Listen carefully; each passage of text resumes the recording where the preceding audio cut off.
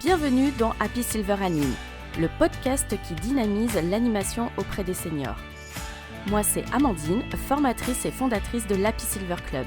J'accompagne les animatrices et professionnels du grand âge à trouver l'inspiration, organiser des animations au top et se sentir reconnus dans leur métier. Ici, on parle idées d'activités, astuces pratiques et inspiration pour faire pétiller le quotidien des personnes âgées. Seul ou avec des invités, je te partage des astuces, des retours d'expérience et des bonnes pratiques testées sur le terrain. Alors installe-toi et laisse-toi inspirer.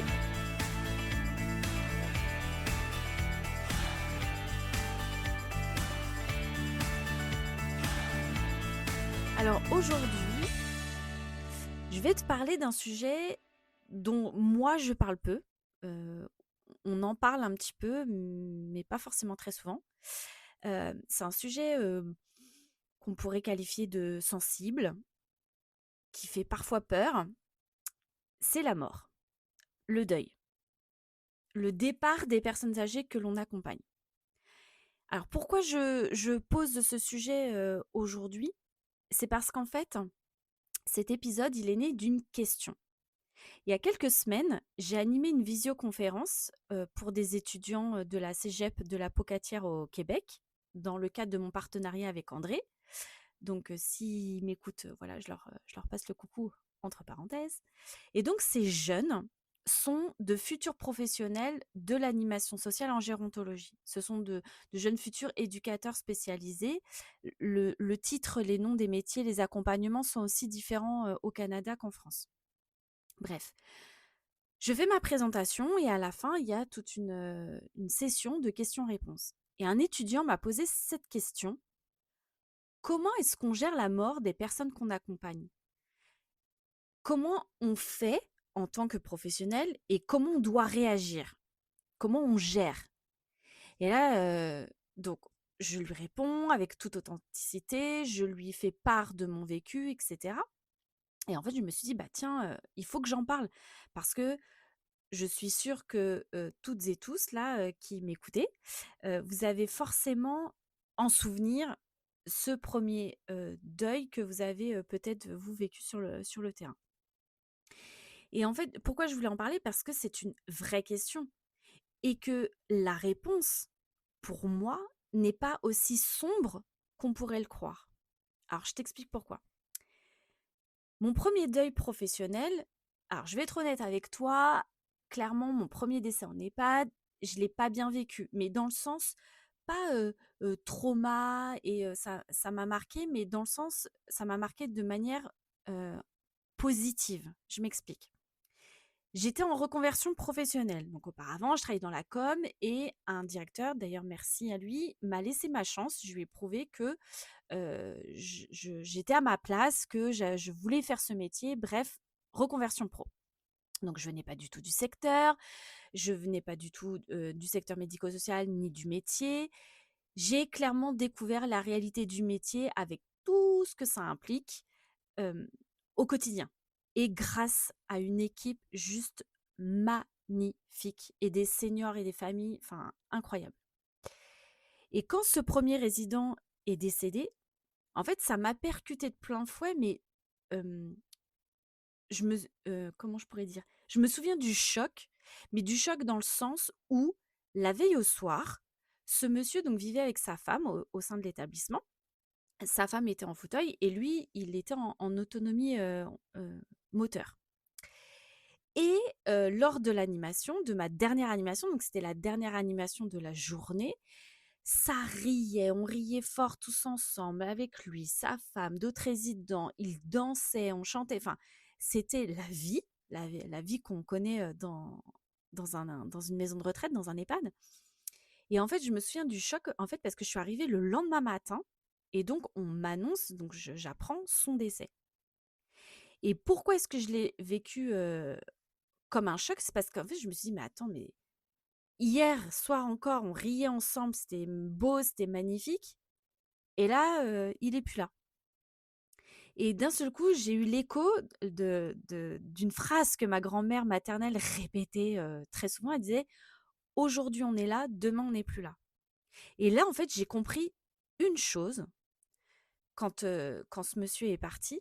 Je me suis dit: «Mais même quand on est animatrice, qu'on n'est pas soignante, qu'on n'est pas dans le soin, hein, dans les actes de soins, bah, bien sûr qu'on est tout autant touché par tout ce qui se vit, tout ce qui se passe dans l'établissement. Et on a beau nous dire marquer la distance, distance professionnelle, etc., etc. Alors oui, d'un point de vue éthique, d'un point de vue respect, mais je suis désolée, on est dans un métier humain, de lien. Donc, on s'attache, on crée du lien, on crée, comment je pourrais dire, des relations très particulières avec l'ensemble des résidents que l'on côtoie avec ces seniors. Et on passe beaucoup plus de temps auprès d'eux, avec eux, qu'avec nos propres proches. Donc forcément que on touche à l'intime, on touche aux relations familiales, à leur parcours de vie, aux hommes, aux femmes, à tout ce qu'ils ont été, tout ce qu'ils sont et tout ce qu'on veut les amener à être, à vivre. Donc en fait, clairement, personne ne nous y prépare vraiment au décès. Et en plus, chacun réagit à sa façon, puisque chacun a également son propre parcours de vie. Et je me suis dit, mais Amandine, t'as pas besoin de te blinder parce que je me souviens très très bien à ce moment-là. J'ai une infirmière qui est arrivée qui m'a dit eh ben ma cocotte, il va falloir t'y faire, il va falloir apprendre à te blinder. Parce qu'en fait, elle a vu que j'avais des larmes qui coulaient, mais c'était des larmes, oui, de tristesse parce que j'étais touchée le fait qu'il parte. Mais en fait, ce qu'elle n'a pas compris, ce qu'elle m'a pas laissé le temps de lui partager, et bon, on est restés collègues très peu de temps, mais et tant mieux. Mais c'est qu'en fait, j'ai envie de dire grâce à lui, grâce à ce premier deuil, là, je me suis dit: «Mais tu sais que tu es à ta place parce qu'en fait, tu as envie de vivre le métier différemment». Donc ça, je l'avais compris, sur, l'organisation, la coordination et l'animation, mais ça a vraiment pris tout son sens sur l'aspect humain. Et là, je me suis dit: «OK, je vais apprendre et je vais partager, transmettre, à accompagner autrement». Donc ça, c'est vraiment, ce que j'ai compris. Et par la suite, le fait d'avoir été pendant des années auprès des seniors, avec le temps, hem, mon regard n'a pas changé. Mon regard s'est affiné et en fait, j'ai aussi, mieux observé et mieux aussi compris le deuil pour les familles, pour les proches. Donc j'ai compris que de travailler en EHPAD avec des personnes âgées, c'est travailler avec la vie. Parce qu'en fait, on nous dit: «Oui, c'est leur dernière demeure, ils sont là pour la fin de vie, enfin, c'est logique, c'est la maison de retraite». Alors oui, OK, mais je suis désolée, en EHPAD, il y a de la vie et la vie, bah, ça inclut la fin de vie et la mort n'est pas un échec, c'est pas une faute, c'est pas un drame professionnel, en fait, c'est un passage. Et moi, en fait, j'ai eu l'immense honneur, alors oui, je sais que le mot est fort, mais vraiment, j'ai eu l'immense honneur d'avoir le privilège d'accompagner des personnes dans leur quotidien et parfois même jusqu'au bout. De pouvoir réaliser des derniers souhaits parce que, il y avait, une animation que j'aimais beaucoup faire, c'était arriver en fin d'année, de leur dire: «Voilà, bilan de fin d'année, quels seraient vos souhaits pour l'année prochaine?» Et au moment de la période des fêtes de fin d'année, on faisait une boîte, ils écrivaient leurs vœux et cetera et je faisais en sorte qu'à un moment donné dans l'année, on puisse les réaliser. Ça pouvait être, par exemple, de préparer une dernière sortie. Je me souviens très bien d'une dame qui avait un parcours de vie, mais alors, mais juste bluffant. Enfin, cette femme, je m'en souviendrai jusqu'à la fin de mes jours. C'était une résistante qui m'avait partagé par des photos, par toute une documentation, un énorme classeur de transmission qu'elle avait constitué pour sa petite fille. Et je l'appréciais beaucoup. On passait des heures et des heures à discuter et en fait, cette dame, je me souviens très, très bien, c'était en fin d'année et elle me dit, donc on fait le bilan et cetera et au moment où je termine l'animation, elle me dit, parce qu'on avait un lien assez particulier et elle me dit, «Bah, écoutez ma petite chérie, je tenais à vous dire au revoir, à vous souhaiter de bonnes fêtes, Mais elle me le dit dans le sens, on se dit au revoir et je lui dis: «Mais, pourquoi vous me dites ça?» Je dis: «Oui, je prends quelques jours, mais, là pour passer des fêtes, mais on se retrouve, voilà, d'ici quelques jours». Elle me dit: «Oh là là, mais non, mais vous rigolez, moi maintenant à 97 ans, il est temps que je laisse la place» et cetera et je pars en vacances, je reviens, elle était partie. Donc quelque part, il y a aussi ce côté, hem, départ qu'ils savent finalement au fond d'eux, qu'ils choisissent et alors cette dame, je me souviens pourquoi elle m'a autant marquée, outre par son parcours, c'est parce qu'en fait, au moment où elle a décidé en gros de me dire au revoir, elle m'a dit: «Merci Amandine parce que vous avez, heu, réalisé mon dernier rêve qui était de pouvoir revisiter à nouveau un château» et en fait, on avait fait, une sortie, magnifique parce qu'on avait été, visiter le château de Vaux-le-Vicomte qui était décoré pour les fêtes de fin d'année, donc c'était dans une ambiance féerique et cette dame en avait pris plein les yeux, elle était très heureuse et me remerciait encore pour tout ce qu'elle avait vécu au quotidien et surtout pour cette dernière sortie, ce vœu, ce souhait qu'elle avait fait et hem et en fait, voilà, je me dis que et c'était là où je me disais: «Mais oui, mais mon métier, c'est oui, animer». Alors quand on reprend la racine du mot, oui, c'est donner de la vie et cetera, continuer. Mais en fait, c'est hyper précieux ce qu'on partage et hem et en fait, quand, cette dame, elle est partie, alors oui, ça m'a touchée, mais ça n'a pas été lourd. En fait, je me suis dit: «Waouh, j'ai eu la chance, moi, de pouvoir la connaître, de pouvoir partager, une un ouais, un petit morceau, une tranche de vie avec elle, de sa vie avec elle et d'avoir partagé que des super bons moments. Parce qu'en fait, soyons clairs, hein, soyons honnêtes, hein, on a le bon rôle parce qu'on les côtoie, en tout cas moi je l'ai toujours vécu comme ça, je les côtoie que, pour les bonnes choses et que pour le fun et que pour le plaisir. Moi, ça a été ça mon quotidien.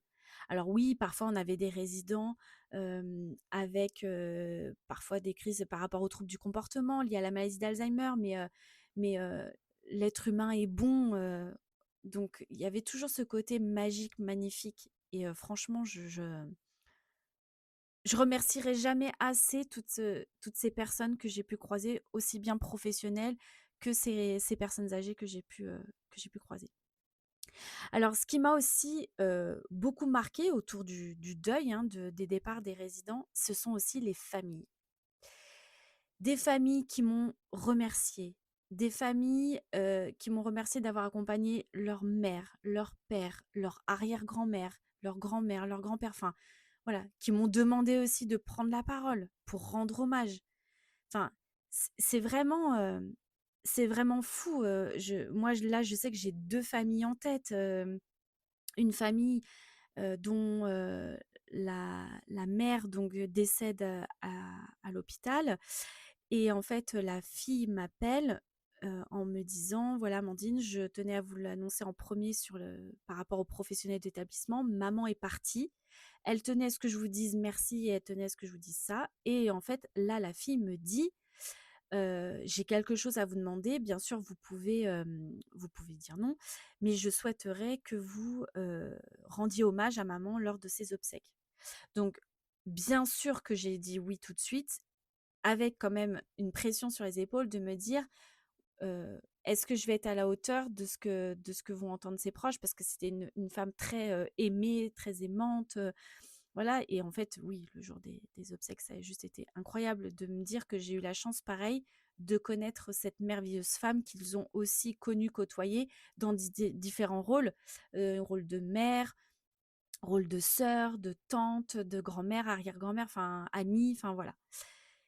Et il y a aussi une autre, famille, je me souviens très bien, alors je sais plus si c'est une petite fille ou une arrière-petite fille, je sais plus, le lien exact, mais en tout cas, par la distance géographique, par son métier aussi, faisait qu'elle venait rendre visite à sa grand-mère ou son arrière-grand-mère, hem, pas autant qu'elle l'aurait souhaité, mais elle savait qu'elle était, très bien accompagnée et qu'elle vivait très, très bien. En plus, cette dame, était, centenaire et en fait, quand la résidente est partie, donc cette, famille m'a offert un livre qui s'appelle «Les Gratitudes» avec une dédicace et incroyable, magique, magnifique Et alors qu'avec cette famille, on échangeait, finalement, j'ai envie de dire, peu.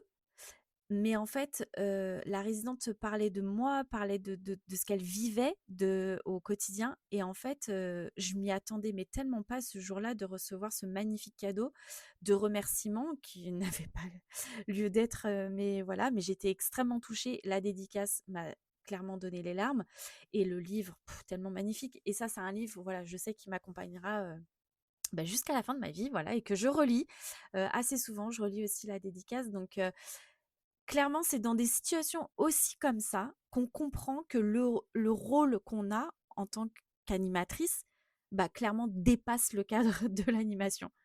Là, on fait vraiment partie de l'histoire de vie de la personne âgée, on est témoin d'un chapitre de vie et bien sûr, parfois le dernier et ça c'est immense. Il y a pas de j'ai envie de dire, il y a pas de mots pour qualifier tout ce qu'on peut vivre et ressentir.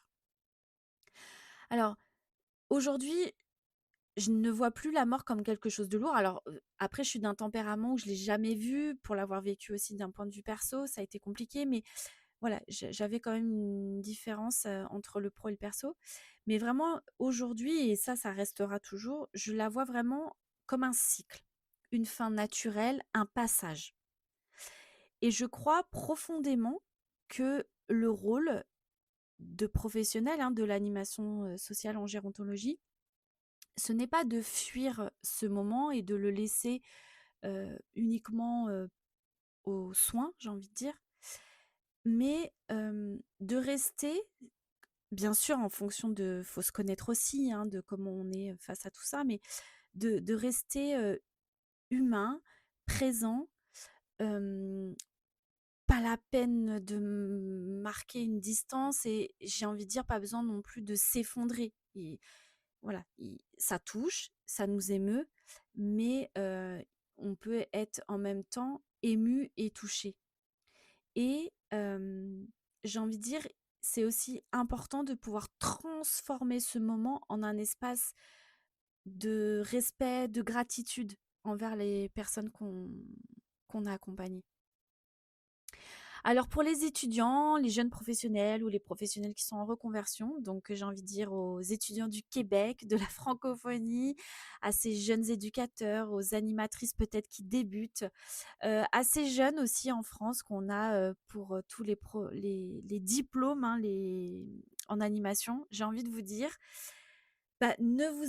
vous ne pourrez jamais vraiment vous habituer. En fait, enfin voilà, vous ne vous ne vous habituerez jamais. Mmh, c'est pas possible et j'ai envie de dire, c'est très bien comme ça.